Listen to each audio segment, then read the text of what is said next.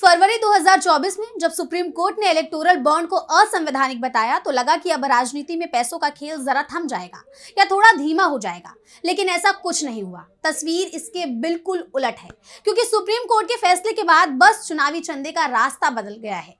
पैसे आने की रफ्तार अब भी वही है। फाइनेंशियल ईयर 2024-25 में इलेक्टोरल बॉन्ड्स की मात्रा में 3 गुना से ज्यादा की बढ़ोतरी देखी गई और इसका सबसे ज्यादा फायदा बीजेपी को मिला।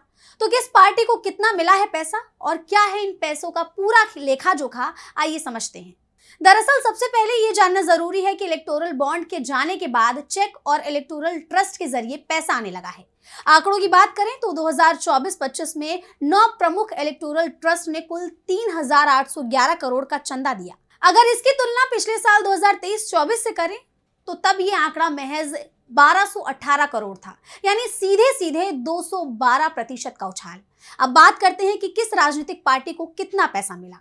तो भाजपा को कुल 3,112 करोड़ यानी कुल प्रतिशत का लगभग 82%, वहीं कांग्रेस को लगभग 299 करोड़ यानी कुल 8% और बाकी दलों को बचा हुआ 10% यानी लगभग 400 करोड़ का चंदा मिला है। लेकिन ये पैसा आया कहां से, ये भी जानना जरूरी है। तो आइए इन ट्रस्ट के बारे में भी जान लेते हैं जिन्होंने इन राजनीतिक पार्टियों की झोली भरी। सबसे पहले बात करेंगे प्रूडेंट इलेक्टोरल ट्रस्ट की। इस ट्रस्ट ने कुल 2,668.46 करोड़ का चंदा दिया है और इस पूरे चंदे में से 2,180.71 करोड़ बीजेपी को दिया गया है।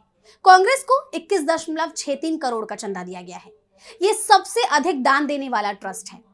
वहीं दूसरा ट्रस्ट है प्रोग्रेसिव इलेक्टोरल ट्रस्ट। इस ट्रस्ट ने कुल 914.97 करोड़ का चंदा दान किया है, जिसमें से बीजेपी को 757.62 करोड़ का चंदा मिला है, कांग्रेस को 77.34 करोड़ का। वहीं न्यू डेमोक्रेटिक इलेक्टोरल ट्रस्ट ने कुल 160 करोड़ रुपए का चंदा दिया है, जिसमें से बीजेपी को 150 करोड़ रुपए चंदे के तौर पर मिले हैं और कांग्रेस को महज 5 करोड़ रुपए। हार्मनी इलेक्टोरल ट्रस्ट ने कुल 35.65 करोड़ का चंदा दिया, जिसमें से भाजपा को अकेले 30.15 करोड़ का चंदा मिला और कांग्रेस को 0। वहीं त्रियुम्फ इलेक्टोरल ट्रस्ट ने कुल 25 करोड़ का चंदा दिया, जिसमें से अकेले बीजेपी को 21 करोड़ मिले और कांग्रेस को यहां भी 0। समाज इलेक्टोरल ट्रस्ट एसोसिएशन ने 6 करोड़ का चंदा दान किया, जिसमें से बीजेपी को 3 करोड़ दिए गए और कांग्रेस को यहां पर भी 0 मिला। वहीं जन प्रगति इलेक्टोरल ट्रस्ट ने कुल 1.2 करोड़ का चंदा दिया, जिसमें से भाजपा को 0 मिला और कांग्रेस का भी यही हाल रहा। इनका दान अन्य क्षेत्रीय या छोटी पार्टियों को ज्यादा गया है। जन कल्याण इलेक्टोरल ट्रस्ट का कुल दान रहा 19 लाख रुपए, जिसमें से 9.50 लाख बीजेपी को मिले और 9.50 लाख कांग्रेस को, यानी दोनों को बराबर का चंदा। इस ट्रस्ट ने दोनों मुख्य पार्टियों को बराबर बराबर का हिस्सा दिया।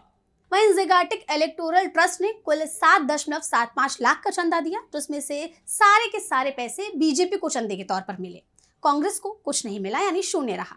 लेकिन इलेक्टोरल बॉन्ड बंद होने के बाद आया ये इलेक्टोरल ट्रस्ट आखिर क्या है, ये जानना भी जरूरी है। दरअसल केंद्र सरकार पहले चुनावी चंदे के लिए इलेक्टोरल बॉन्ड स्कीम लाई थी, जिसे फरवरी 2024 में सुप्रीम कोर्ट ने असंवैधानिक बताते हुए रद्द कर दिया था। अभी कॉर्पोरेट कंपनियां चेक, डीडी या यूपीआई बैंक ट्रांसफर के जरिए पार्टियों को डोनेशन दे सकती हैं। इसके अलावा इलेक्टोरल ट्रस्ट के जरिए भी चंदा दे सकती हैं।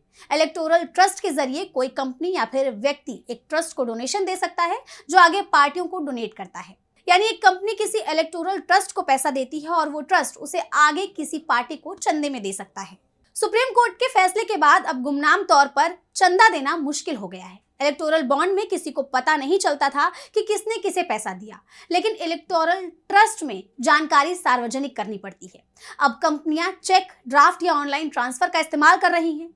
अब बीजेपी को इन चंदों का कहां किस तरह से इस्तेमाल करती है, ये किसी को पता नहीं है। ना ही इन हालिया आंकड़ों पर उसकी तरफ से कोई प्रतिक्रिया सामने आई।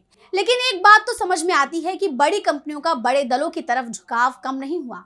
ये इन नंबर्स को देखकर साफ साफ समझ में आता है।